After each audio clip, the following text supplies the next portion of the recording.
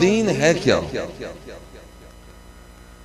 Sheikh Abdullah दरास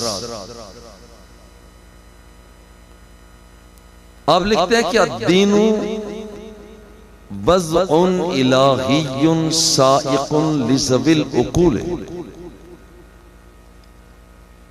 बिख्तियारिहिल Mahmood लिस्सलाह fill हाल वल फलाह fill मआल।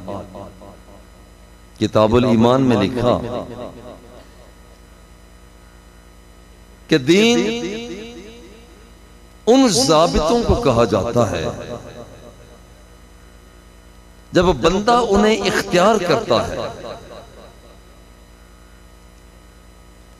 तो तब बंदे का तन भी उजला हो जाता है और बंदे का मन भी उजला हो जाता है। शेख रागिब इस्फानी से पहले लिखा अल मुफरदात में अद्दीनु इस्मुल लिमा शरअल्लाहु तआला लिइबादिही अला लिसानिल अंबिया लियतवस्सलु बिही इला जवारिल्लाह। कि दीन ऐसे ज़ाब्तों को कहा जाता है कि जब बंदा उन्हें इख्तियार करता है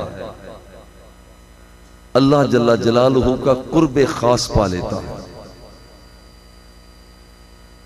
और अल्लाह रब्बुल इज़्ज़त फरमाता है वमन यब्तगि गैरल इस्लाम दीना फलन युक़बल मिन्हु। जो भी शख्स दीन इस्लाम से हटकर किसी और ज़ाबिते को इख्तियार करता है वो काबिल कबूल नहीं।